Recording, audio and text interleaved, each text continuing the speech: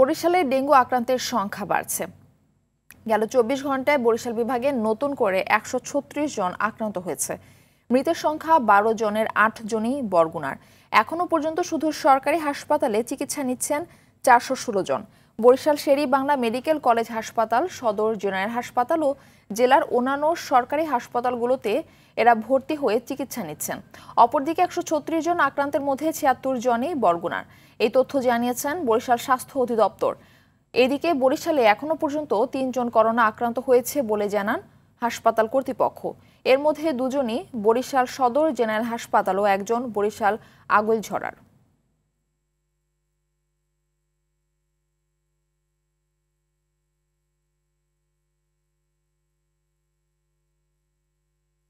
চট্টগ্রামে গেল ২৪ ঘন্টায় নগরীর ৯টি ল্যাবে করোনার নমুনা পরীক্ষা করা হয় ১৪৭ জনের। এর মধ্যে নতুন শনাক্ত হয়েছে ৫ জন। চট্টগ্রামে করোনা আক্রান্তের সংখ্যা দাঁড়িয়েছে ১৩৫ জনে। চট্টগ্রামে ডেঙ্গু ও করোনার সর্বশেষ তথ্য জানাতে সরাসরি আমাদের সঙ্গে যুক্ত হচ্ছেন সহকর্মী সাইফুল মাহমুদ। সাইফুল মাহমুদ, চট্টগ্রামের হাসপাতালগুলোতে করোনার পরীক্ষা কি ঠিকভাবে হচ্ছে, আর ওখানে ডেঙ্গুর সংক্রমণ নিয়ে কি কি তথ্য আপনার কাছে রয়েছে জানাবেন। জি মারফি, আসলে যেমনটি বলেছেন, চট্টগ্রামবাসী কিন্তু ৩টি রোগেই কিন্তু আসলে আক্রান্ত হতেন।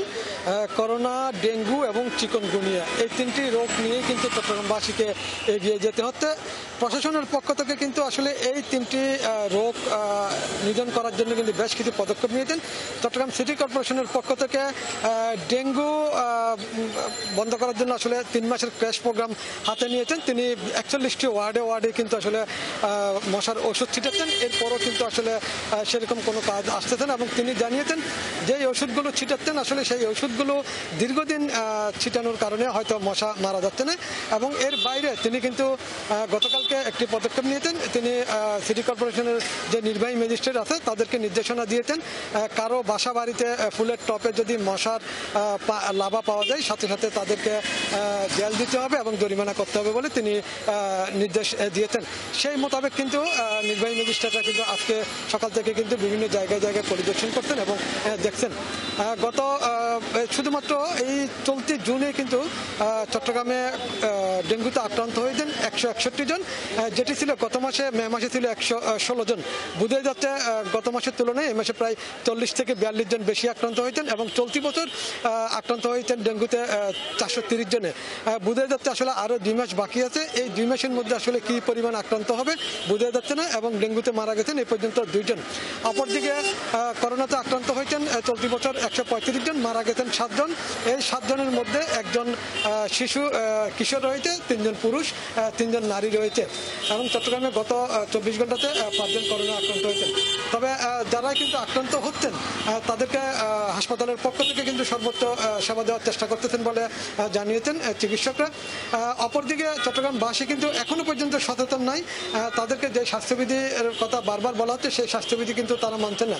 এমনকি যারা হাসপাতালে আসছেন, চিকিৎসা নিচ্ছেন, চিকিৎসা দিচ্ছেন, তাদের মধ্যেও কিন্তু অনেকে কিন্তু মাস্ক ব্যবহার করতেছে না, যার কারণে কিন্তু আসলে করোনা আক্রান্তের সংখ্যা হয়তো পরবর্তীতে আরও বাড়তে পারে বলে ধারণা করা হচ্ছে। তবে শুধু যে হাসপাতাল সেখানে না, গাড়িতে কিংবা বাজারে কোথাও কিন্তু যে স্বাস্থ্যবিধির কথা বলা হচ্ছে সেটা কিন্তু মানছে না। তবে ডাক্তাররা বলছেন এখনো পর্যন্ত নিয়ন্ত্রণে আছে, যদি সচেতন হয় তাহলে কিন্তু হয়তো এটাকে রোধ করা সম্ভব হবে, আর না হলে হয়তো পরিস্থিতি আরও খারাপ হতে পারে। মারফি, এই ছিল আমার কাছে ডেঙ্গু এবং করোনা নিয়ে সর্বশেষ তথ্য। সাইফুল মাহমুদ, আপনাকে ধন্যবাদ আমাদের সঙ্গে যুক্ত হওয়ার জন্য।